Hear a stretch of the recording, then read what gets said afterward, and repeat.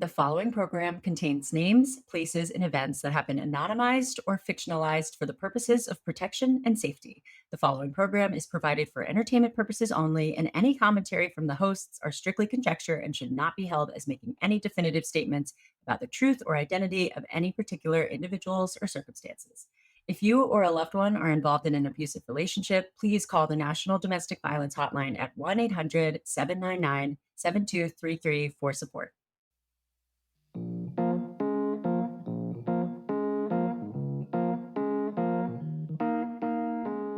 Happy Dating Detectives Monday! Hello, everybody.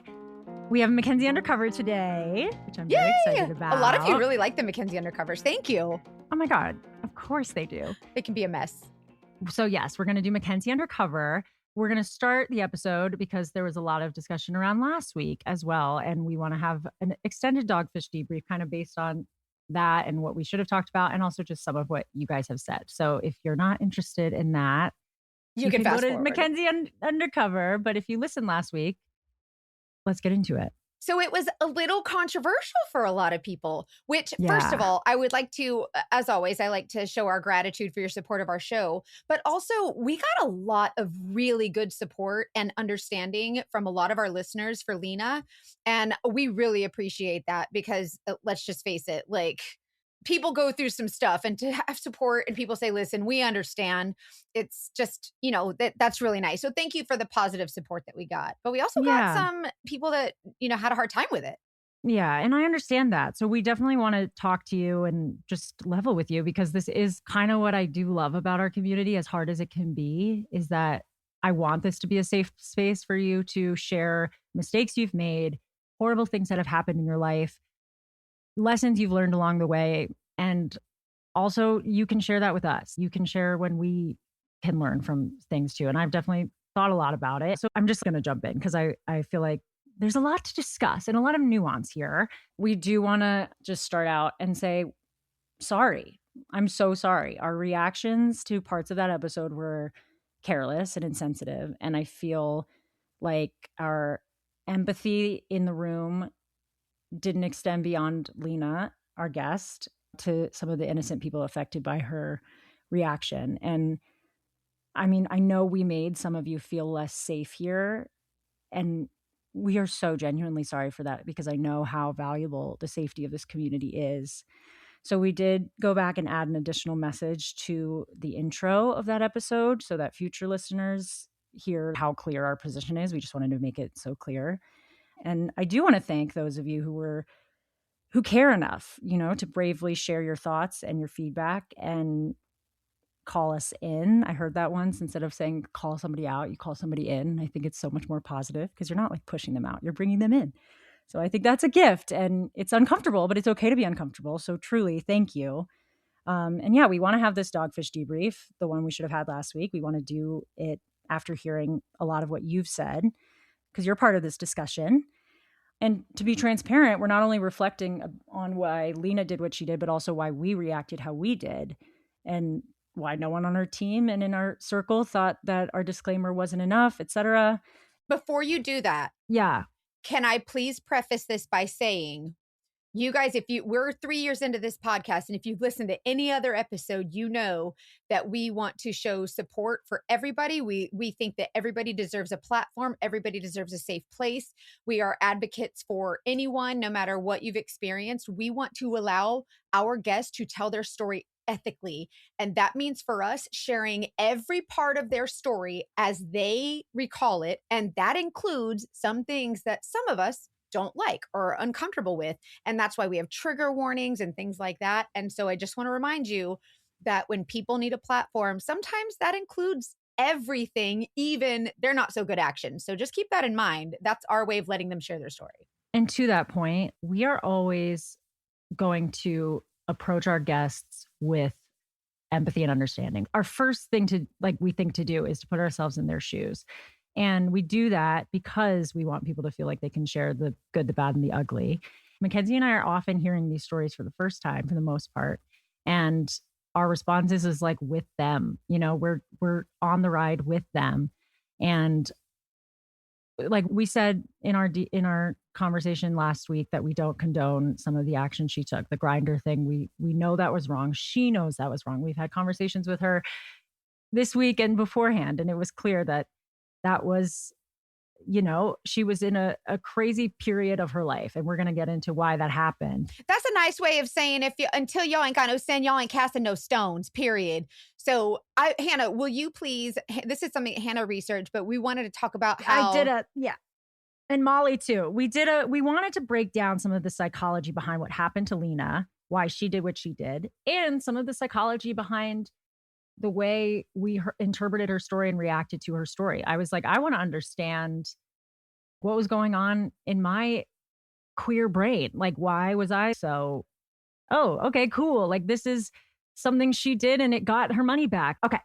So the first thing, we think this is important to talk about, because if you hear the story and initially decide that Lena's a bad person and just write it off, you're taking a lot of nuance out of the situation, and that can make other people remain silent. So we're going to try to contextualize without glorifying, just so that we can understand why Lena did what she did.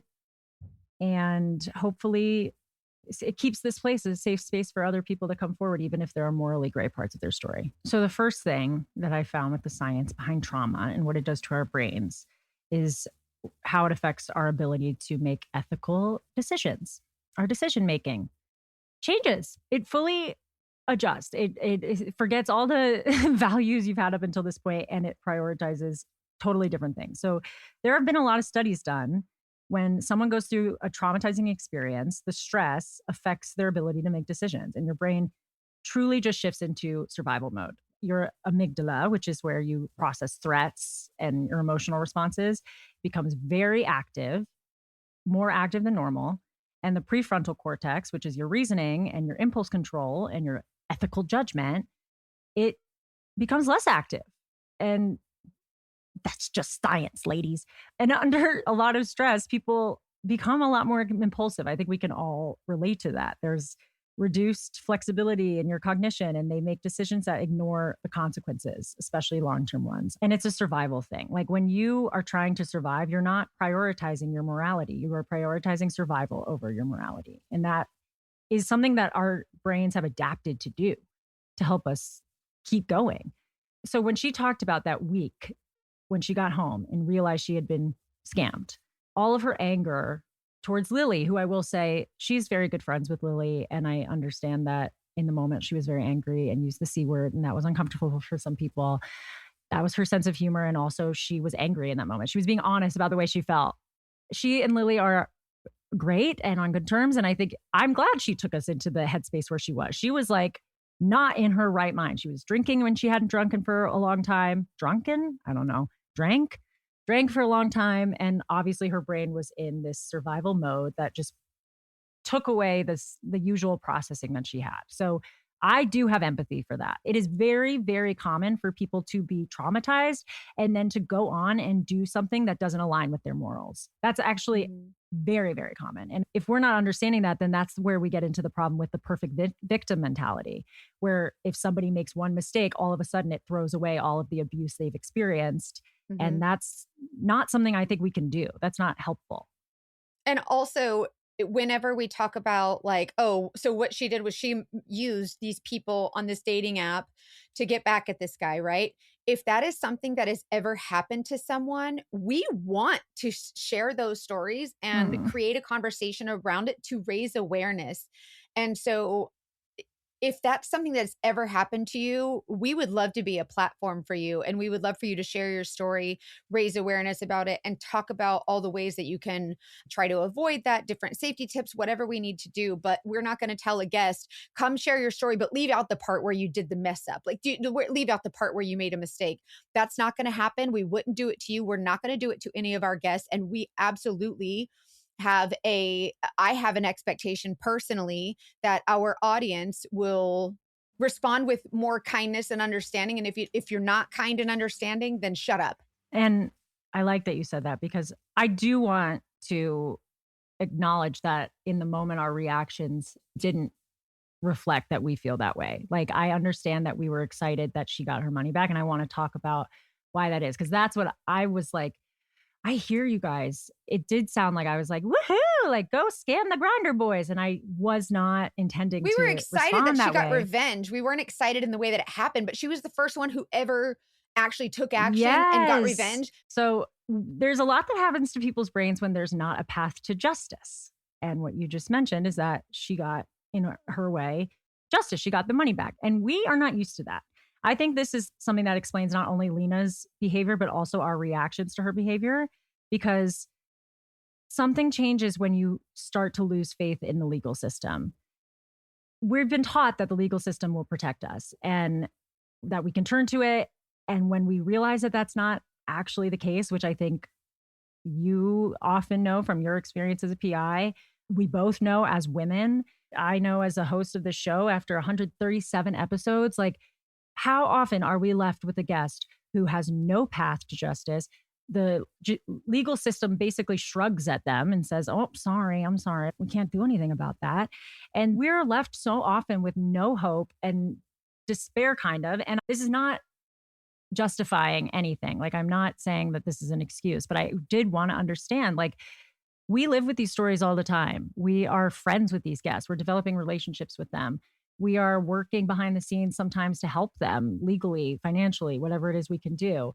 We're reading books about this stuff. We're doing the book club about this stuff. Like, we're constantly thinking about these stories. And I think that's affected my brain. Like, I was so excited to hear that she got her money back. It was like, I don't know, a whiplash feeling of like vindication. And yes, I knew that this was not a good thing that she was doing, but I also was just prioritizing survival, prioritizing justice. I heard that this was an international scam. I was like, there's nothing she can do.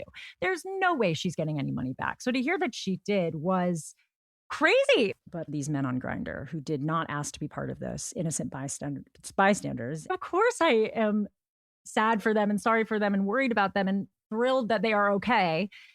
And that doesn't make it okay that, I don't know. I hear what people are saying. I want people to know that I get it. And this was important for me to understand the nuance of our own reactions as well as hers. And regardless if it was a gay man, a straight woman, it doesn't matter who. These are humans that were affected innocent. by this, right? Innocent humans. And to that point, 100% it was wrong. Also, just to be clear, if anybody has any questions about if there was, like we responded a different way because of homophobia or whatever, our producer, Molly, she's a lesbian woman. She's getting married to a woman. Actually, this year, they're getting married. Hanna has mentioned on the show, I think you even said on the show. Yeah, I'm a little gay, guys. I'm bi. Okay. So she's that.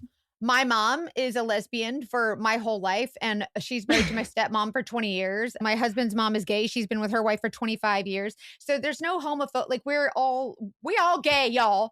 And in fact, I think it was interesting. I mean, Molly and I have talked about this a little bit as two little gay girls. Like, why was it not on our radar as much to clock that? For me, I was like, is it because I've lived in West Hollywood, which, if you don't know, is like one of the gayest parts of Los Angeles. And like my privilege was shown a little bit, where it's like, of course I know homophobia is bad, but like I'm in a bubble. I'm very fortunate. And like your family is fortunate. Like, homophobia has not been something that we actually had to deal with as much, which is so lucky. And like, I don't know, maybe there's a part of me that just prioritized this woman's justice and survival and was so excited about that I wasn't thinking that way. And also, like you mentioned during the episode, if this is something you're considering doing, or if this is something you have the thought to do, please don't. And because what the heck, who would, I mean, nobody, I hope nobody is listening to our show getting ideas, because that's ridiculous. And also I was like, oh my God, these scammers are so homophobic.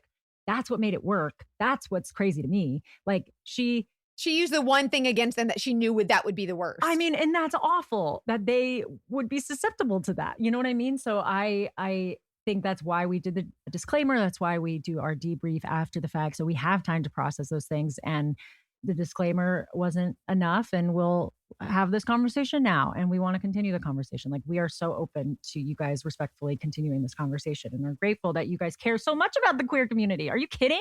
I mean, I want a group of people that are passionate. I want our listeners to be as passionate as we are. We are not perfect. We make mistakes. You guys make mistakes. We can be there for each other and understand that growth is possible. That's the whole thing here. That's what we want for you. That's what we want. That's what we want for all of our guests. And also, until y'all are perfect, stop throwing stones, period. That's all I got to say about that, I reckon. I actually have a little more to say about that, actually. Good. And this is where Mama Hanna comes out a little bit. I do want to talk about how the scammers are still the most responsible, and that I do think there's a bit of a disproportionate response in terms of who's getting more hate, Lena or the scammers. I want to be so clear here. Lena is responsible for her actions. She knows that. Naming this context doesn't excuse that. And it doesn't mean that those risks don't matter. But at the same time, yeah, we're not evenly distributing responsibility. And the scammers are the ones who engineered this entire situation. They used deception, time pressure. They manipulated her emotionally, and they isolated her, and they pushed her into panic and shame and desperation. Fog, fear, obligation, and guilt came up as well. And then they removed any real path to justice. They made it seemingly impossible for her to get not only her money back, but also she was sexually manipulated. Like, the feeling that she must have had realizing not only that she was duped by them, but also that they kind of made her feel like she was complicit as well. She signed over this agreement. She said she would do these things, even though all of these manipulative tactics were used to get her to that yes, which is coercion. So psychology tell us that when people are pushed to that brink, judgment fractures and behavior spirals. She spiraled in a way that it didn't reflect who she normally is.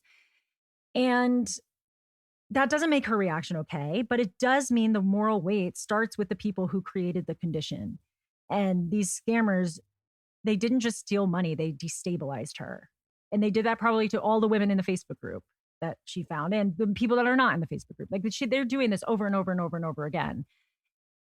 And when you knowingly destabilize someone for a scam, you don't get to claim innocence over what happens next. So we can hold both truths. Like, Lena is accountable and the scammers remain the primary perpetrators. And I just was sad to see a lot. And I know there's like an element of control where we have Lena, we know Lena, we can talk to Lena, we can share with Lena. We're holding her to a higher standard than we're holding these asshole scammers. I just want to remind everyone that they are the main problem here. We can all grow. We all make mistakes. She made a big mistake. She knows that. And we've talked to her this week, guys. She's wonderful. We have an ongoing relationship with her. We empathize with her and we stand with sharing her story because I mean, a lot of you were like, she's my new best friend. Like, her sense of humor is very clear and it's not for everybody. And neither is mine and neither is Mackenzie's. And that's just life. And that is fine. Like, you don't have to love every single thing about every single story, but I mean, I get where she was coming from. I do not apologize for giving her a platform to share her story. All of it, period. Don't apologize. We love her. We really love her. I'm just gonna leave this here. Also, so I don't know if y'all have ever seen my clapback videos on a social media machine, but the last couple people who talked a bunch of smack about me that I looked up, turns out their skeletons were a lot worse than mine. So again, if you got something to say, go ahead and say it, because I will find the skeletons. So consider the source. So if you got something to say, just remember your skeletons are no better than anybody else's. And to those of you who engaged in respectful debate and were very kind in the way that we you were sharing your concerns, friendly we debate. Actually do really appreciate that. So there's Thank a you. That's a good point too. That's a good point too that I forgot to say. Yes, that's a very good point. If you disagree, there's a respectful, tactful, responsible way to disagree and be like, oh man, like that was really bad, whatever. Your opinion is just as valuable as anyone else's, but the hatefulness, anger, that's not going to work out. Not going to work out. Like, people in the comments calling Lena vile and telling her she should die and saying these scammers should have stolen more money from her and that she deserves it. Like, those are the comments we're talking about here. If you are respectful, we love you. If you are that, this is not the show for you. And while we apologize for the way we responded, we also so strongly stand with Lena and a victim who became a perpetrator, because that happens, as we've been talking about. And we do not stand for that kind of talk. I know we say it all the time, but we really do not know what we would do until we're in a situation. And I think it's important to reflect on the fact that like we're all flawed and it helps us. I mean, maybe having this whole conversation when, God forbid, knock on wood, if somebody listening has an experience like this, maybe they think through their actions differently because of what she shared. And that's valuable. We'll wrap this up. Yeah, we'll wrap this up. But it's an ongoing conversation because not only because there's so much to talk about, but because we actually have an update from Lena this morning. We've talked to her a lot this week. And I know you guys, she didn't want to tell Lily's story. Let me just say, like, the reason we cut out some of the stuff about her relationship with Lily, who was the woman that created the Facebook group, is because it wasn't her story. So yes, in the moment, she was very upset. She called her the C word, but she and Lily talked this morning because there is an update to their legal pursuing of these Turkish scammers. If you recall, they have a lawyer on the case. They didn't think there was much that they could do, but we're not going to share too much because there's not a ton verified to share, but maybe there's a world in which future victims of these Turkish rug scammers might be able to share their story, and hopefully with a legal path to justice, which I would freak out about again because I don't expect that. I really don't expect that, but I would love to be wrong. So that's kind of exciting. And if you have any more support or ideas, anybody that wants to share their support or feelings around this story respectfully, let us know, and let us know if you would be interested in an update if we get one. Because I sure would. How you feel? I feel okay. And just to be clear, there was a lot of support for Lena.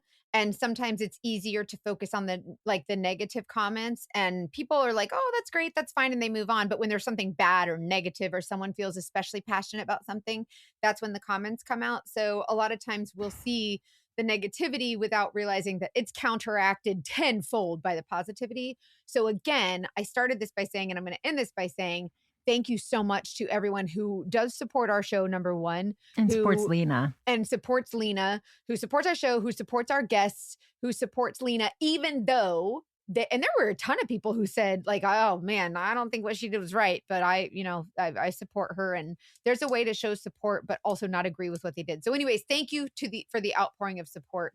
We really appreciate you. And I think that if you don't have nothing nice to say, shut your damn mouth, period. Every time we do an episode that generates conversation, I assure you that we are talking about it with each other, with our communities, with our friends, our families, and with our therapists and our journals. Like, I really take this show and this platform seriously, and I don't want to be complacent about the impact it can have. Please know that this is something that we are taking seriously and that we are very passionate about, and we care. And we're not always right. We will always try to do the best. Yeah, you're always right. I'm not always right, but I will always try to be better. And I know Mackenzie does too. And we will always try to do the best for you guys, and based on our ethics and values and the love that we have for our guests and our listeners. And we're not afraid to learn and grow with you and from you. So thank you. What do I say? Every day's a school day. It really is. Every day's a school day. And so, but funny enough, I would like to transition to the Mackenzie Undercover because, oh my gosh. Okay. Are you guys ready? Hannah, are you ready for this Mackenzie Undercover? I'm never ready, but I'm so ready. Never ready. Someone just said on the video of our last Mackenzie Undercover we posted on Instagram, and they were like, Hannah jumped out of her chair like Jason was running into the room. Like, I was freaking out last time. So let's see what happens. This podcast is sponsored by Daily Look. It's a premium personal styling service for women. And basically, you get a dedicated personal stylist to curate a box of clothes based on your body shape, your preferences, your lifestyle. I'm going to be honest, I was hesitant because I was like, I'm so particular with clothes and how they fit and my style. Dude, my box, I liked everything in it. I did too. Can we talk about it?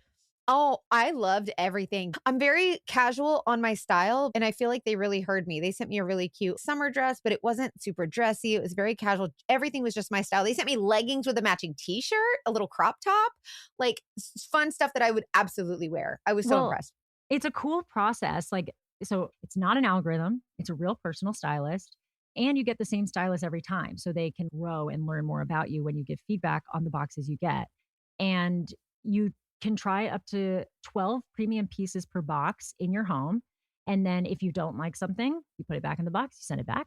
If you do like something, you keep it, and then that's when you buy it. So you're not locked into purchasing any of these clothes. It's a nice way to try things and figure out what works for you. And they have a very wide range of sizes, which is very important. So it's time to get your own personal stylist with Daily Look.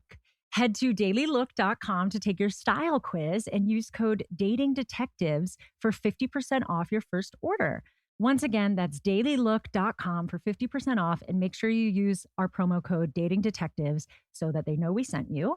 One last time, dailylook.com and promo code DatingDetectives. I love Green Chef almost as much as my mom loves Green Chef. Okay. Green Chef cuts through the noise as the trusted authority in clean eating, and it only delivers real farm sourced ingredients. Heidi, that's my mother. Heidi is their biggest fan. We made a couple meals together from them, and she was like, this is like the best. This is the best of the best in terms of meal delivery, especially if you do like to cook, but you're not like a chef per se, but you want to eat clean. You want to have control over what you're making for yourself and your family. It makes it really easy. There's over 40 clean, customizable weekly recipes designed to give you peace of mind, and also they're yummy. Every Green Chef box delivers certified organic produce and responsibly sourced proteins and seafood. That means avoiding ultra-processed fillers. They also are really good about it being locally sourced. And sometimes I'll even get little notes in the box that are like, hey, this particular vegetable was out of season, so we got it from another place, but everything else is local. And I'm like, I appreciate that. Like, I love that you're doing that work. I did the Mediterranean meal plan, but they have a bunch of different kinds. Like if you're keto, if you're gluten-free, high protein, plant-based, whatever you're focused on. And then the meal we made we made paella with shrimp. It was so good. It had squash, artichokes, and also like the sauce and the spices are things that I wouldn't buy myself really, because I would waste it, or I just wouldn't do it. So it's fun to make really good food without wasting. And then we also did a truffle butter steak. And I was like, okay, we're master chefs. Where's our Michelin star? It's convenient. It's simple. Meal prep, research, all the grocery shopping. It's a low prep meal, a low mess meal. Like I said, it can fit your lifestyle, and it makes it easier to have a habit of cooking healthy food. And it's also the most sustainable meal kit. We love that. Green Chef cuts food waste by 20% versus grocery shopping and offsets 100% of delivery emissions. Good for you, Green Chef. Keep it up. I use this and I think you'll like it too. Right now, go to greenchef.com/datingdetectivesgraza and use code datingdetectivesgraza, Graza, to get started with 50% off Green Chef and get a free Gaza olive oil set in your second and third boxes. This 50% off offer is only available for a limited time, so don't wait. That's code datingdetectivesgraza at greenchef.com/datingdetectivesgraza. We will put all of the ad information in the show notes. So you guys, this Mackenzie Undercover is actually me and the PI company that I was doing surveillance for getting dogfished by one of our own private investigators. Oh my, it's inside that dogfish from inside the house, an inside dogfish job. It's the dogfish from inside the house. Wait, how does that even happen? Let's go. I need to hear. Okay, so typically what happens is I'll get a case from a company, which if you have your own agency, then you have your own clients and they'll come in, but you could also do subcontract work for other agencies, which means they call you and say, hey, I have this case. Do you have availability? Can you work it? It's very informal, the more investigators you know, the more connections you have, and they'll ask you to do work, whatever. So I was asked by the company that I was actually employed by, I was asked by that company if I would investigate another investigator. And I'm like, right? Okay. So when you go do a surveillance and you do days and days and days of surveillance, the chances of you not ever seeing this person and just them never doing nothing, that's kind of low. Usually if you do multiple days of surveillance, you're going to see them do something or see some kind of activity. If you don't, then it's where there's smoke, there's fire kind of thing. Right. And so if you don't see that there's any activity, either they're out of town, maybe they're on vacation, like maybe they moved and you don't realize it, or nobody's occupying the home, whatever. But usually after the first day, you kind of everybody thinks private investigation could be like all surveillance, but you got to use your noggin too. Like you got to find out information. So you might be required to maybe do a little get out of your car and go on foot and get some information from the neighbors or from whoever and try to find out information about this person, why you haven't seen them. And usually you'll find someone who talks like, oh, they moved out a month ago. Now you know the person no longer lives there. We're not going to waste time doing surveillance there for any period of time because now we know they don't live there. So basically, this company says they had suspicion this guy wasn't being honest about the times he was doing surveillance for the hours that he was submitting just because there was no video. He was obtaining no information. He couldn't answer why the person wasn't coming out. And there's all like the more surveillance you do, the greater the chances of getting They're video. like, either this guy is not working or he's so bad at this job. Or he's really, really bad at this job. So they weren't getting any video. And they're like, this guy has done this before. Like he's not very great at turning over a lot of video. And it's just weird. And we want to know, is he really bad at this? Or what is he like? What's going on? Right. So he's clocking all these hours, getting no results. So what they did was they had me work a case that he had quote unquote worked before. And what that means is they had him do the surveillance. He got nothing. And they said, hey, we want you to go do the surveillance now. Right. So now they're out of pocket because they only charge the client once. They're not going to tell the client that they think this guy's lying because then the client's never going to hire this company again. So they gave me the case that they originally gave him. And he just basically said, I never saw him, never got any video, whatever. Can you tell us what the case is or no? It was a run-of-the-mill insurance fraud case. Okay. This person says neck, back, and then you have to follow them and just see what they're doing. I get all kinds of video on this lady, right? I follow her. She goes to the Walmart. She goes to Publix. She goes grocery shopping. Like she goes to do all these different things. And this is a lady who says she can never leave her house. So this is the kind of stuff that's going to help the client. And so I get all this documentation. I get the results that are pretty standard. So the client was happy, nothing crazy, just a regular run-of-the-mill insurance fraud case, period. Well, then what they did was they gave the same case back to the other investigator. And they said, hey, go back out on this case, try again. They didn't tell him that I had worked it. They said, try it again. Just see if you can get any video, like see what happens. Okay. And when they send him back out, are they just saying go back out and you use your own deduction to decide when to track her? Or are they able to be like, we think she's going to Publix on this? Like now they have more information about her. So are they waiting to see if he can figure it out? Or it's like, are they setting him up for success and he's still going to be like, I didn't find anything? When you get a case, it is best to not have any information. Okay, I don't want to know. They don't tell him. Because I don't want to know what to expect. I don't want to have a bias. I don't want to get excited for a certain time that never comes. Like I just want to. I just didn't know if they were like trapping him in a way, being like, we know she's going to be here. So if he says he doesn't see her, he's obviously lying. They just say, hey, go work this case again and see what you can get this time. Just try it again, right? So they gave the same case back to him, see if you can catch this person. And meanwhile, they want me to do surveillance on him while he's doing this pretend surveillance. Okay. So he doesn't know that they know that you are. That I know that they know him. that he, he don't know. So I follow him from his house to this case. He said that he was going to work it on this particular day. And just like a typical surveillance, this guy parks on the side of the road. And just like you would, like, tires to the curb, just like all the other cars, parks on the side of the road and he posts up for surveillance. It's typical. It's standard. It's a place I would have probably parked. I mean, whatever. So where do you park? I find a driveway to sit in. So just like on my previous surveillance of her, I see her come out of the house. She gets into her car. She leaves. She pulls out the garage, whatever. But the other investigator, he didn't leave behind her. And so I'm like, stop. Why? Like, go get her. And what is he doing? Playing Candy Crush? Right. So I'm biting my nails like, oh my God, go follow her. But they were not paying us to do any additional surveillance. So the surveillance on her is done. No matter what she does, we would not videotape it because unless we call the client and say, hey, we happen to be in the area and we see your client that we know is your client because we already did surveillance on her. We see her moving around. Do you want to pay us? And then we've been hired by them again. And then we can. Why was he wasn't planning to video if he saw her? He was, but he didn't know that it was just pretend. Yes. Okay. So he's going to just do the job as normal, but we weren't going to tell the client, like we weren't going to submit that to the client because they didn't pay us to do the case. Well, apparently he's not going to just do the job. Right. That remains to be seen. So she leaves and he does not leave behind her. He doesn't follow her. And typically we follow these people. We drive behind them in traffic. We see where they're going. They go to Walmart. We go to Walmart. They go inside. We go inside. We get covert video of them inside.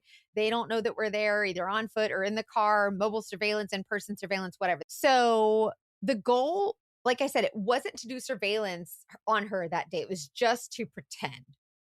So it wasn't our objective. So I let her go. But I did document her activities. So whenever she was in view, I videotaped what she was doing. I could videotape her pulling out of the driveway and leaving. And then in the same clip, I panned over to his car so you could see that his car does not follow her. You're like, he is asleep. Right? So he is the guy he is my target. Like he is my subject for this case. I do have a question. And okay, be honest. Have you ever accidentally fallen asleep? 100%. And anybody who tells you they haven't is full of baloney. Okay. Let me tell you, the best sleep you will ever get is at 5:30 a.m. on surveillance. It's dark and it's not too cold. It's not too hot. The car is off. The sun is not out yet, scorching you, and it's nice and chill. And you just fall asleep and the person leaves and you wake up 4 hours later and they're like, gone. oh, it has happened. I believe it. And I wouldn't blame you. I mean, I don't know how you guys stay so alert the whole time. It's impressive. We do 5-hour energies and Red Bulls or whatever, but listen, sometimes you just fall asleep. I can't, I've never told a client. Of course. And I won't either. But I think it's fair to say that if anybody says they haven't missed a false subject, then it's or like you're just looking, target, or you're in the middle. I've been peeing in a cup in my car and someone has left and I just haven't been able to get things wrapped up in time to put it in go mode and hit the gas. I just haven't get things wrapped up. And in that case, I always do the right thing. Like I'll go out on my own time and make it right and make sure that when I'm billing them, it's for actual surveillance. Like I'll take a hit on the hours, whatever. Yeah. You're not billing them for the nap time. Yeah, exactly. I think that's the right thing to do.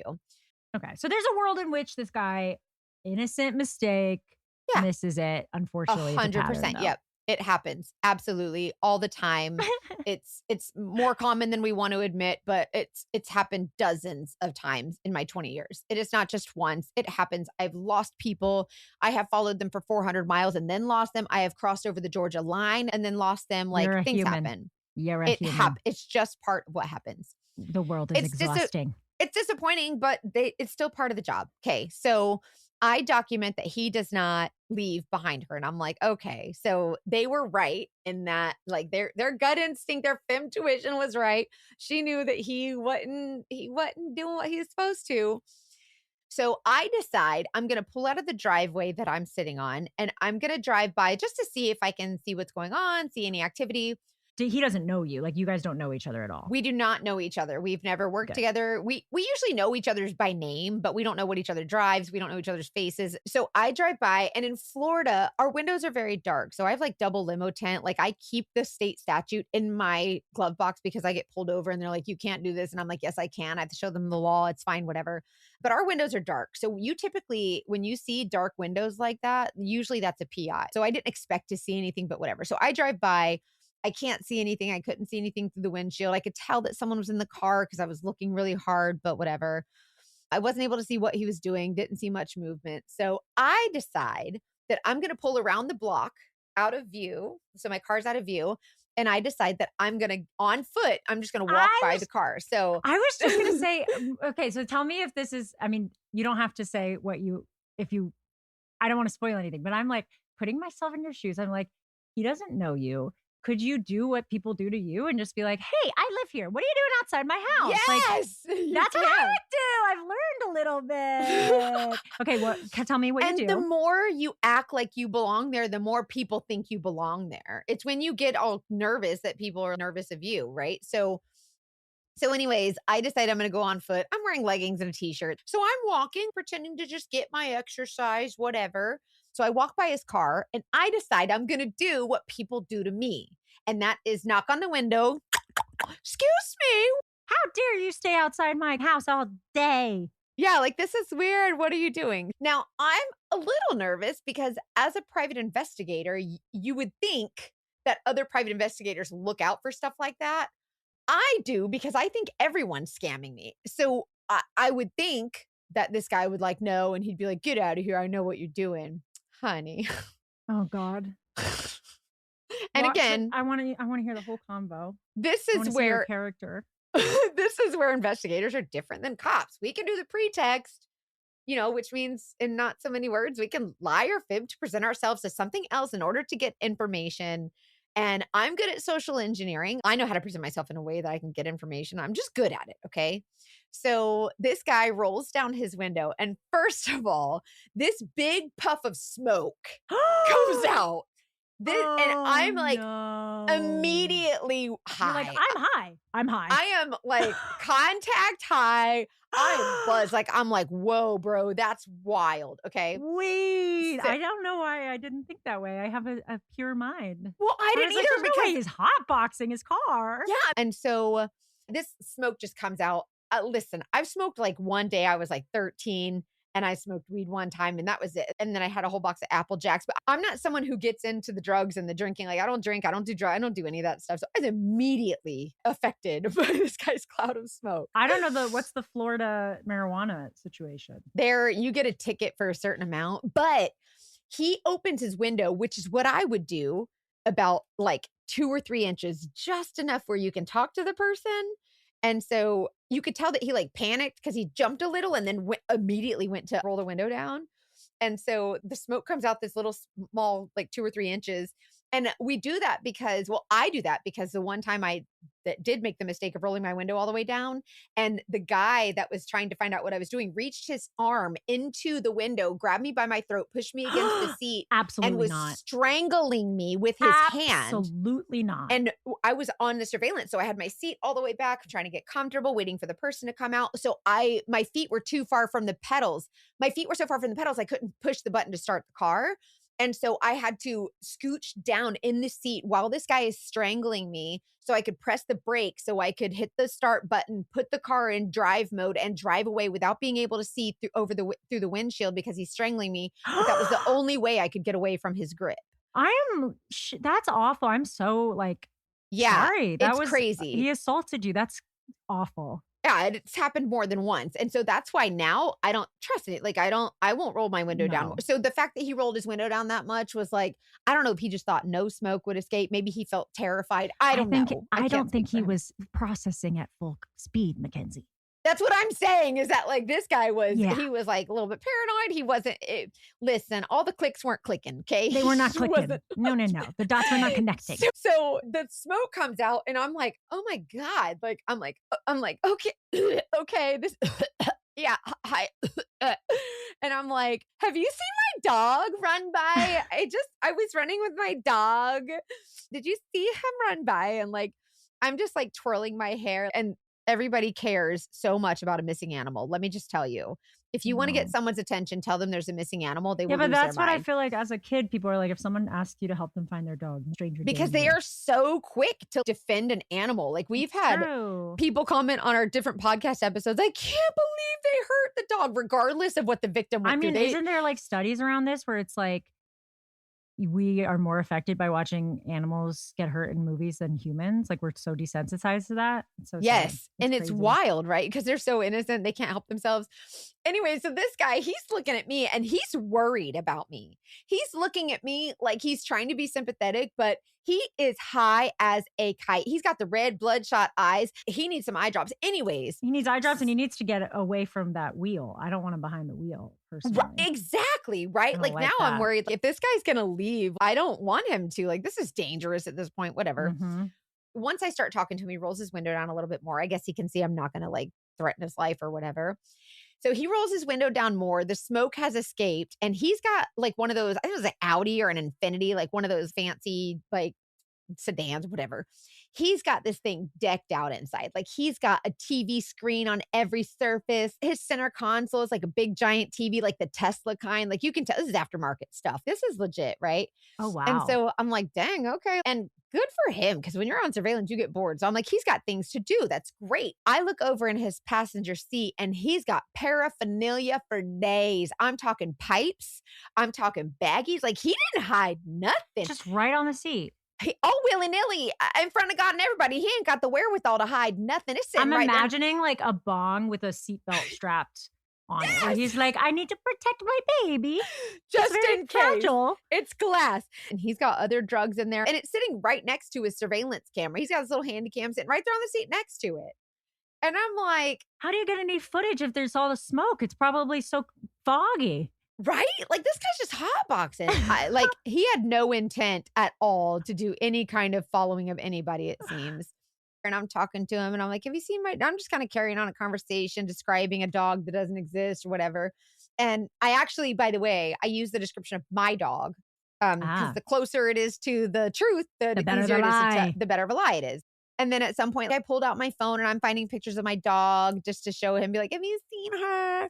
And at no point was he like he wanted to help me. He didn't seem like he was suspicious or whatever. Like me, I'd be like, nope, sorry, and roll the window right back up. I don't want to get any further in this conversation. Well, he's got this big screen TV in this decked out car, and he's got this picture-in-picture situation like this. I don't know how much money he spent on this, but it was a lot of dollars. Okay. Like he's got it decked out, pimp my ride style. What's car, he watching okay? though? So he's got girl on girl porn. I was thinking that. I was like, there's no way he's watching porn. This episode is sponsored by BetterHelp. No matter where you are in your journey, therapy can help you find your way. It can help you determine what you want, what feels heavy, how you can take some pressure off yourself. I love BetterHelp because I feel like they really give you the tools and resources to navigate some of those feelings that you might not otherwise know how to deal with. The BetterHelp therapists work according to a strict code of conduct. They're fully licensed in the US and they do the initial matching work for you so you can focus on your therapy goals. So they'll match you to a qualified therapist, which you can change at any time. You just do a little questionnaire. They match you to who they feel is best. And then again, you can switch them at any time. Sign up for BetterHelp and get 10% off at betterhelp.com/TDD. That's better, HELP.com/TDD. This episode is brought to you by IQ Bar, our exclusive snack, hydration, and coffee sponsor. IQ Bar protein bars, IQ Mix hydration mixes, and IQ Joe mushroom coffees are the delicious low-sugar brain and body fuel you need to win your day. All IQ Bar products are packed with clean and delicious ingredients that keep you physically and mentally fit, like magnesium, lion's mane. They're a smarter snack choice with plenty of plant protein and tons of fiber and no added sugar. So if this new year you're on a health kick, you got to check out IQ. They also have an ultimate sampler pack, which is a great way to try all the IQ Bar products and flavors. You get 9 IQ Bars, 8 IQ Mix sticks, and 4 IQ Joe sticks. I love hydration packs because it makes me drink so much more water than I normally do. So always clutch to have some of those. The new year gives us all a chance to reset. So maximize your brain and body's potential with IQ Bars, protein bars, hydration mixes, and mushroom coffees. I wanted to say I had a favorite flavor of the IQ Mix hydration ones, but honestly, I can't choose. I love the blood orange, but also just passion fruit. Like I always like passion fruit, but they have a ton of flavors. So you can try and see which one you like the most. And right now, IQ Bar is offering our special podcast listeners 20% off all IQ Bar products, including the Ultimate Sampler Pack, plus free shipping. To get your 20% off, text TDD to 64,000. Text TDD to 64,000. That's TDD to 64,000. Message and data rates may apply. See terms for details. So he's got 2 cords attached to it. One is going to his phone and one is charging his camera. So he's got his camera plugged in and charging, and the other cord's going to his phone. So the picture's clearly coming from like his phone, right? So he's watching porn on his phone, a girl on girl porn. And it's projecting. Yeah. It's like on this big, think of like, I think the new Ford Explorers have them and the Teslas have their giant TV screens, this big vertical TV screen. And on the bottom left corner of this giant TV screen, he's got a sports ball game going. Okay. Wait. So he's watching porn and sports ball. And so I say something about and it. He didn't turn it off. He didn't make any move to like hide or turn off that this is on. I don't think he was so high. Like I do not think he even realized what was happening. And it was on the brightest of bright settings too. This is so bad, but it's so funny. It's so bad. So this guy's out here. He's a licensed, the state of Florida gave this fella a license to be a private investigator. And by the way, just to throw this randomly in there, a lot of private investigators are like ex-law enforcement, ex-FBI, or they're, whatever. This guy was a cop before. Like he was in law enforcement. I don't know why he ever switched careers. And he was young, like in his late 20s. Like I don't know what happened, but he wasn't a cop no more because then he went and got his PI license. I can guess there was a drug test. I'm certain. Like if 100%. my gut tuition. So anyways, so I say something about the video and I'm like, man, this is a cool car. Like you got this all decked out. I was like, man, that's a big screen. You're really getting into whatever you're watching. I'm sorry to interrupt. Like flirting and being silly and twirling my hair and be like, oh, girl on girl, huh? And so now I want to have a conversation with him because now I want him to tell me more about what he's doing and what's going on. Maybe give me some kind of insight, right? Dude, he's going to invite you in the car. Watch out. I know, right? So he's got this and he's like, oh man, oh, that ain't nothing. So he pulls the cord out of his phone and the screen disappears. It goes back to regular FM radio, whatever. So he was a little embarrassed. He's like, oh man, yeah. Now he's shy because I've shown interest. And now he's flirting with me, doing this flirty little smile and laughing, right? So I'm looking at this guy and in the passenger seat on the floorboard, you just see one of those little crates, like those little square, like milk crates. Snacks for days. I mean, I'm talking Cheetos, a 2-liter of Pepsi. Like fella was ready. He was he was hungry. So far, I can get behind that. All the other stuff, what the actual, excuse my French, fuck? Like, how is he getting through this world? I don't know how people function who live like this, who are just so high and just don't care. Yeah. But I was really impressed by the snacks. Like he didn't have a care in the world, right? Of course you were. I love that. Yeah. So anyways, I asked him if he's seen my dog and he says no, because, well, apparently he's not looking out for anything, much less my dog. Not. No, he's just he's like, it's third down. Right. Like, whatever. That's all he can focus on. But I would like to say that most of the time when I say, hey, have you seen my dog? Most people will be like, yeah, I did see that dog. I'm like, this dog doesn't exist, but it's fine. Like most people want to help and they'll be like, yeah, this guy was like, nah. Anyways, I was like, well, you're definitely having fun out here. Just flirting. I said, what are you doing here? Anyways, I said, I walked from back there and you were just sitting here for a good little while. Yeah. And so he looks at me and he tries to put on this flirty little smile and he's like, oh, I was waiting for you to walk into my life. And I'm like, did he just throw me a line? Oh my God. This guy. And I was like, oh, stop it. You silly. I was like, do you live here? Would we like maybe be able to connect sometime? Like, where do you live? And I'm trying to see what story he's gonna come up with. And he's like, oh no, I don't live here. My friend, he lives right there. And I'm waiting for him to come home. He's supposed to, his flight was delayed, whatever. Okay. So he's got some story. Yeah. He's got some kind of story to share. And I'm like, that's a pretty decent story. Actually, I can use that one. Like it was fine. He had the wherewithal to like tell me his story. And so after talking with him for just a little bit, just kind of like shooting the shit. And I was treading real lightly with my social engineering because he's a PI. So I didn't want to blow it right away. I didn't want to make him suspicious. So I just kind of let it go. And I was like, okay, well, now we know he didn't follow this lady. And mind you, I have covert video going. So I have the video on my phone going, except for the time when I was showing him the pictures of my dog. So you're videoing this whole conversation. Videoing it, the whole thing. So I have everything documented. So it's good to go. So I say, okay, well, I'm going to run. So I decide that I'm going to go back around the block and just continue walking like I'm looking for my dog and doing my exercise, just like a regular Wisteria Lane mama walking for exercise. So I go around the block. I get back in my car.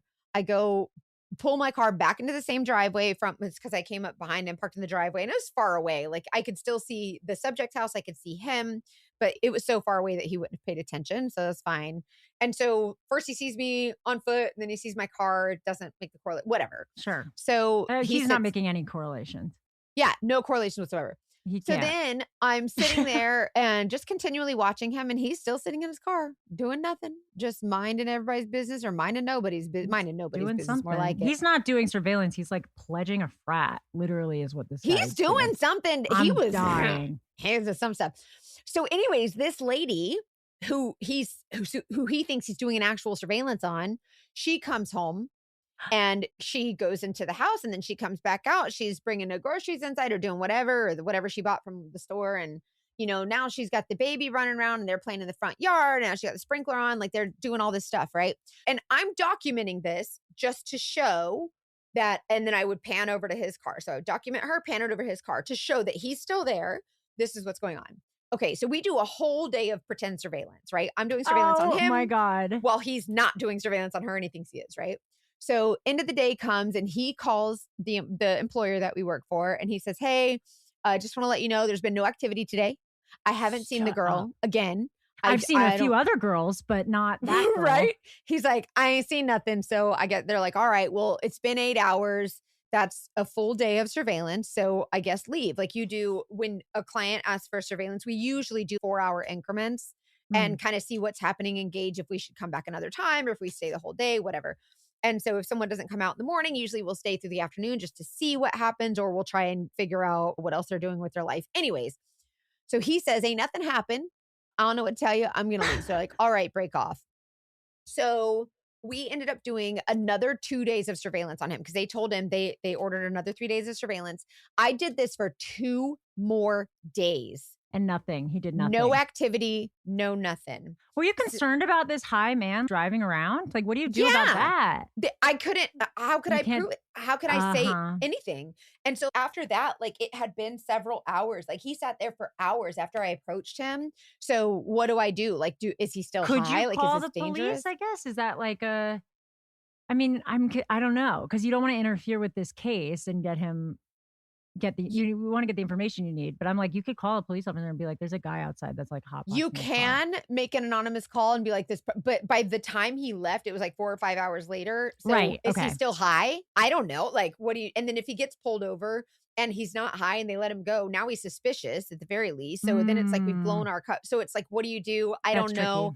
Also, not my job. Like, I don't like it's. Obviously, if someone's observe and report. Yeah, observe and report. If someone's in imminent danger, I see something happening that I know is happening, fine. But to follow the statute that I'm bound by, Chapter 493, Section 6119 of the Florida State Statutes, I'm not allowed to just insert myself all willy-nilly. Like I can just do, So well, I think that's important to understand just because I know it's easy to be like, wait, you should have said something. But and I'm like, you're operating under a code and a license that has trained you for this. Yes. And so I kind of like, I don't know. Is this guy still high? I don't know. It's been enough time. Is he not high anymore? Did he have enough snacks? I don't know.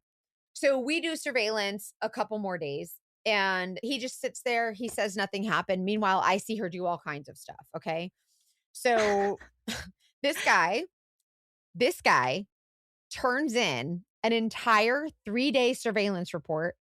He turned in a couple of time shots where he is like not hourly, like is really kind of standard. An hour or 2 hours just to kind of show you're still there is kind of standard. He turned in random time shots throughout the day. I think one time he videotaped the garbage man coming and like he was showing that he was there and like things were happening. But my documentation at least showed my employer like this is what she was doing and he's saying nothing happened. Right. So he billed. Now, mind you, surveillance is usually $100 to $150 an hour. He's doing 8-hour days. 8-hour days, 3 days.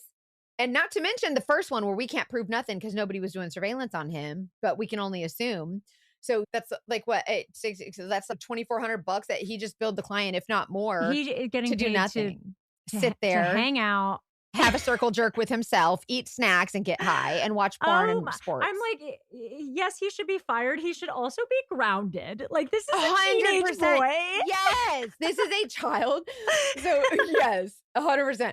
So anyways, he turns it in as if he's worked this whole case and he bills for the whole time. So not only are you committing employment fraud, now you're committing fraud yourself because I proved that she did do stuff. I proved that I was there. And he was like, well, she's lying. The days that whenever they confronted him about it, they said, she's an investigator of ours. You're busted, whatever. Wait, and so how did that go? Do you know how that went down? How they confronted him? So because they wouldn't pay him. And he said, you got to, because they were waiting to see if come payday, if he would be like, y'all didn't pay me for this surveillance. And they wanted to see if he would say something. He did not get paid for that 3 days. So he said, hey, y'all didn't pay me for this 3 days. And they said, why should we pay you for that 3 days? He said, well, because I did surveillance. And they said, did you? And they said, show us your browser history. Exactly. And let me show you the surveillance that happened on this day. So they showed my video without telling him who I was. Right. They showed my video and they said, how come our other investigator was there on that day, got the surveillance video, showed him the date and time stamps, the video, what she did, all the things. He said, well, maybe that investigator's lying and that's not the day they were there. So you have to pay me or I'm going to take you to court.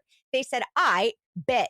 So then they hired another investigator so that it wasn't conflict of interest for me to do my own investigation. They hired another investigator to go door to door and get all their Ring doorbell cameras. So now we have video documentation from all the neighbors, which we couldn't reveal what the investigation we were doing, but they had another investigator on foot go door to door, get all the Ring, ask if everybody who had a camera, and they gladly provided it. So people were sending like screenshots to this I don't investigator. like that. That would scare me. I mean, I guess it's good to be on guard, but they were sending videos and like screenshots of the times of days. And you could see in the screenshots his car. And there was one neighbor that had a camera like on the corner of their house where you could see my car and his car just in the frame at the same time. Busted. And it was during a time when the subject's car was also there outside the garage, but he said he never saw her. Busted. And so I was like, and they're like, how come she got surveillance and you didn't? So they're like, oh, we didn't pay you for that case because she worked the case, not you. And unless you want us to sue you personally, they did notify the state of Florida. I was going to say, are we getting rid of his license? Because we need to. Yeah, absolutely. So just on that there was a whole investigation done by the state of Florida. So in the state of Florida, your private investigator license is governed by the Department of Agriculture and Consumer Services, who also governs concealed weapons and security and bodyguard and all these other, licenses or whatever. And so they did go to the Department of Agriculture. They did submit a formal complaint and they did end up pulling his license because good. Don't be a dogfish. Honey, just go work in a dispensary. Like, I don't know what to tell you. And see, what that's the problem. What are you doing? Yeah, like that's the problem. And a lot of people say, oh, I want to be a PI because you think it's just eating snacks and getting high and watching porn and football and smoking whatever you're toking and just doing nothing. This job, being a surveillance investigator is hard. It is very like anticipatory, like you're constantly anxious, wondering what they're going to do next. You have could to be lose on. them. You could get busted. You could get confronted. Like you have to be on at all times. It's exhausting. Like I think he thought of surveillance and he's like, oh, unsupervised, chill time. Yeah, I'm not a cop anymore. They don't have to track my cop car or whatever. And so he thinks he's got this cool race car, which by the way, this guy had stupid rims on his car, noticeable rims that you would notice anywhere. So like, you know how there's certain cars where like, maybe it's a black Jeep with like a pink grill. Like just this morning, I picked my son up from school yesterday. I saw a black Jeep with a pink grill and I was like, oh, I like that pink. And I saw it again this morning and I was like, oh, that's the same car. And that's bad for a PI. And that's bad for a PI. And so I just thought it was interesting that this idiot has these stupid rims on his car. And it's like, those are noticeable. Like anybody who saw those twice would be like, oh my gosh, those are the same rims. So it was stupid. But anyways, so they look back on this guy's employment history. He's been working for them for 2 years. Oh no. And they found 27 cases where there was no video at all whatsoever. And he just said nothing happened. And I don't think they realize that like, until you compile it, you don't realize how little results this person's getting maybe. Yeah. And so I think it was like 27 cases over the course of 2 years where he had no video. Now they're like, we don't know if any of this is accurate. So that's awful. I mean, they should have caught him sooner. I mean, totally they should have. But when you're willing to go far away and when you say, hey, I have a case 2 hours away and they're like, hey, I'll take it. You're like, oh, great. This guy's willing to go anywhere. He doesn't have a big family. He doesn't have to get home at night. Whereas like me, I have a son, like I have to get home at a certain time. Not all cases allow that, but I would like to. But this guy's like, yeah, I'll do whatever, go wherever. I don't care. Go into, of course. He's willing to do all these things. And so personally, I feel like it should have been caught sooner, but what that does is it puts them in a predicament because now all the cases that he's ever worked for them or for anybody are now under investigation. Yeah. So do they do that? What?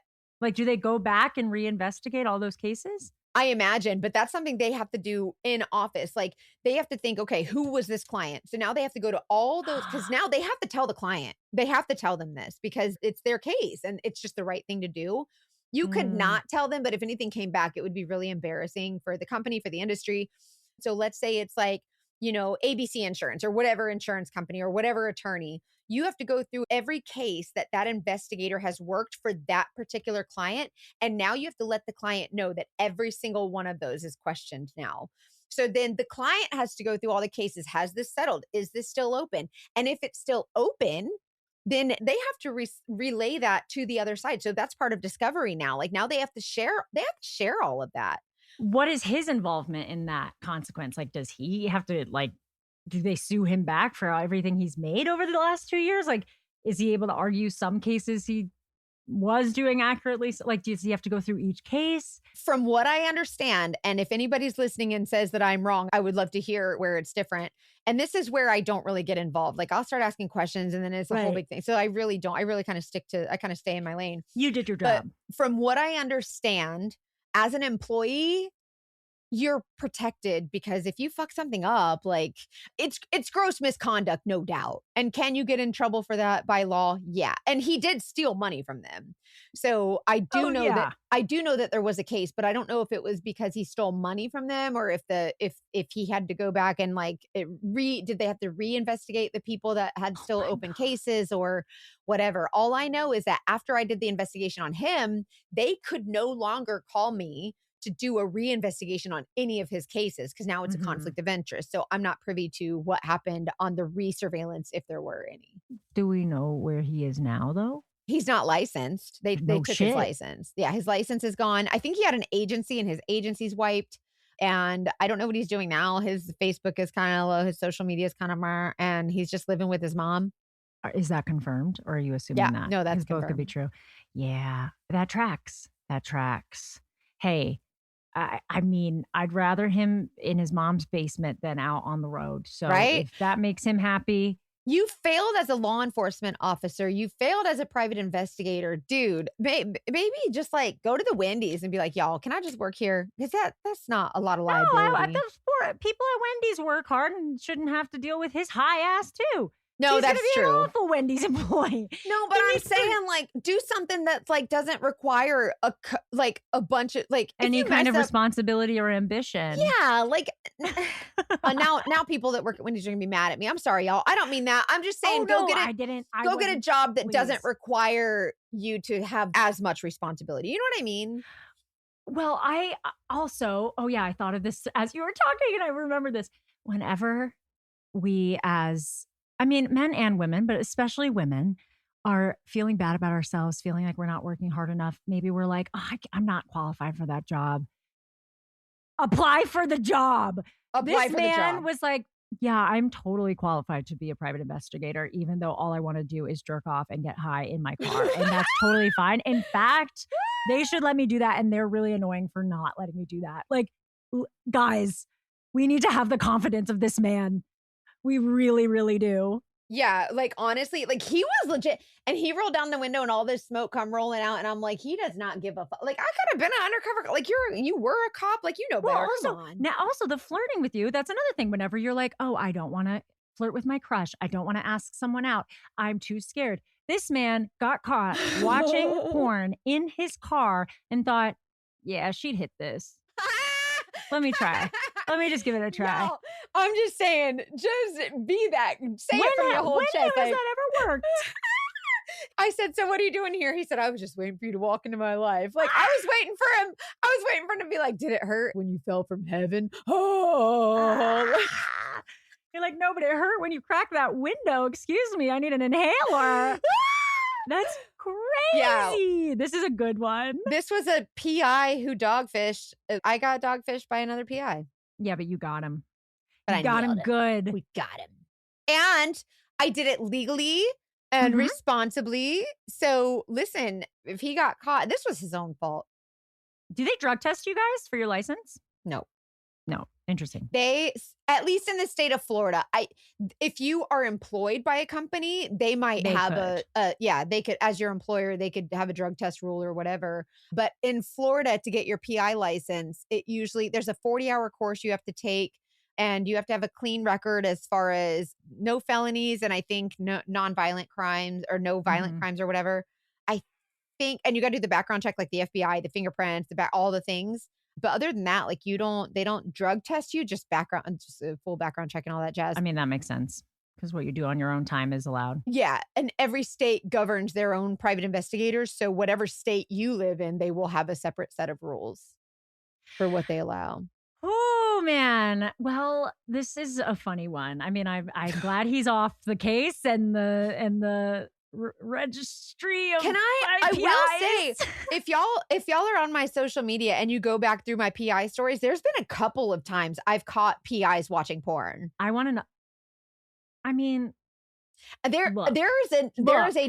amazing what PIs do on surveillance. And you're in your car, like, fine. Nobody can see you. The windows are dark.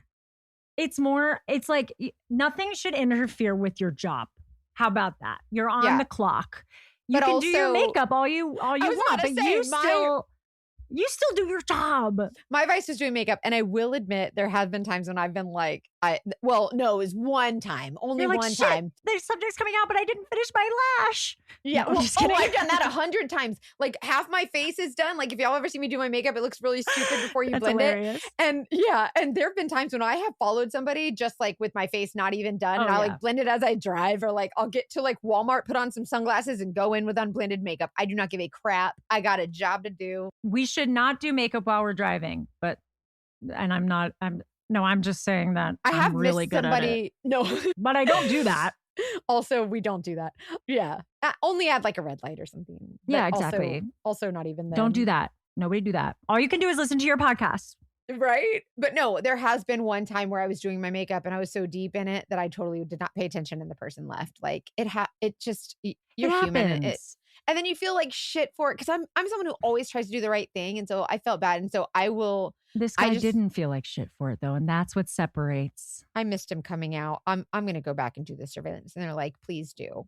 And this guy said, money, please. Yeah. And I think it was maybe $30,000 in surveillance that they had calculated that in time that they think he wasn't actually on surveillance. Wow. Or something like that. It was a big number. That's a lot. That's like half a year's salary. Like that's a lot. Y'all, if you are working hard and trying your best and you're not high watching porn in sports at your workplace, ask for the raise, ask for the promotion, speak up in the meeting. We are more capable than we think, because the audacity of this man, just think about that whenever you're like, oh my God, I'm not qualified to do this thing I want to do. You are, unless you're sitting in your car right now doing what he was doing, which I mean, I guess go off, but don't drive, please. Call an Uber. Yeah. Like don't be high and drive. And like, also if you're in a position where you can, like, we're not mandated reporters, which means like if we see something out on a surveillance, we are not required we are not mandated to report that to law enforcement unless someone's in danger. Then obviously it's common sense, but like we're not mandated to report that shit. And so like if you're out here getting high and like you notice that something's happening, like you're literally observing. And so if you see something, like you might be the person that sees something or sees someone getting hurt that like, you know what I mean? I'm just saying, if you're going to be out there and you're people watching, like you could be someone that, helps somebody if they're in a position. I don't know. Really? Yeah. Just don't be an asshole. Be safe. Everybody do whatever you're going to do safely. We're never going to, we're not the people that are going to tell you never leave your house and just be straight and narrow all the time. That's why I also, when I do the self-defense stuff, we have a company, Overdrive, that sends like drink test kits, but they also have like drug test kits. And I'm always like, look, I'm not your mom. Do whatever you're going to do. But I want you to know that this company, Overdrive, you can buy things to test if you're going to take something that you maybe are not going to admit to me that you're taking. You know what I mean? Right. Like, I'm like, guys, just do things safely. And that's, we're not saying you can't smoke your weed. We just are saying do it. Not with this guy. I tell people, I don't give a shit what you do. Don't bring it in my house. Don't bring it in my car. Don't bring it near my kid. I don't care. I don't care what the law is. Just be safe. I don't want to part be sweet. Be sweet. Be sweet. We were talking about I have a lot of friends in Memphis. I lived in Memphis. Shout out to Memphis, but they always say, be sweet. The kids are being bad. Say. I know. Sweet. I love your Southern side. Man, he is, I admire his audacity. Is all. He can't say something nice. Like he didn't even try. Like he just said, "Nah, nothing happened." Like at least one of the days, maybe follow her just to show like you would think, man, I should really pretend like I'm doing something here. Also, it sounds like it wasn't a hard case. Like, she No, was it was easy to very follow. easy, run This of was the not like a mill. lot of work for him. No, it was very simple. Like, it was dumb. Good luck to whoever dates that man too. Jeez. Yeah. That's Don't a trust that full-time job. That is it. He is a full-time job. Dude, if you, okay, here's for the audience. If you have a story about somebody that was maybe dog fishing about their work, they said they were on the clock and then maybe they were hooking up with someone in the office.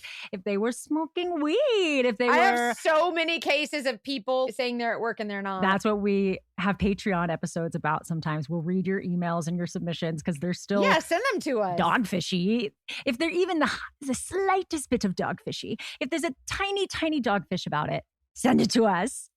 And if you've ever hired a private investigator or ever wanted to hire a private investigator for something, I want to know the story behind that. And I want to judge your PI. I want to say, what did they do? And what would I have done? And I don't know. I just think not to be mean, just to compare notes or whatever. But I would love to hear your stories of that. If you ever like, man, I had the story where I thought this and I hired a PI, but it turns out this or whatever. We'd love to hear that too. And that's also maybe, I mean, we've done this kind of before, like a PI deep dive questions about private investigating. I wonder if it's been a while. Maybe we put out it would be fun to do a PI episode that's like people can ask you questions about becoming a PI or hiring a PI. Like, what questions should they ask the person? And maybe we do like a PI focused Patreon episode. PI Patreon. I think, y'all send in your questions and see if y'all have questions like PI questions or just anything related to, or what would you do if kind of questions. Oh, put her in some crazy situations. That's fun. Be like, okay, here's the situation, Mackenzie. What do you do? I think that would be fun. And it would really help us to connect with you guys more. So if that's something you want to do, send that over. Investigate at thedatingdetectivespodcast.com. You can also send your dogfish stories there. Please do. We get back to you as fast as we can, but we do have a lot of submissions. I wish that wasn't the case. I wish there were not that many stories, but there are. So if we haven't gotten back to you, our team is working on it as much as they can. Thank you for your patience and for taking the time to write out your stories, because we know it's very brave and it's very hard to tell some of these stories. So thank you. Patreon, like I said, $5 a month. We've got a Patreon where you get bonus episodes. You get to talk to us more. We do book club. And then $9, you get all of that plus ad-free listening experience. The girlfriend experience. Hubba. Y'all, I'm so stupid. Why do we call it a girl? I like it. It's the girlfriend experience. Careful, this guy is going to be like, what? I want that. He's going to be like, I don't know what that means, but it sounds like I like it. It sounds like great. It sounds like I was here waiting for you to walk into my life. Wow. Little did he know. Little did he know. I love it. Mackenzie, I love your undercover stories. Thank you. You're the best. They're always amazing. Guys. They get better and better. We love you so much. And as always, trust your intuition.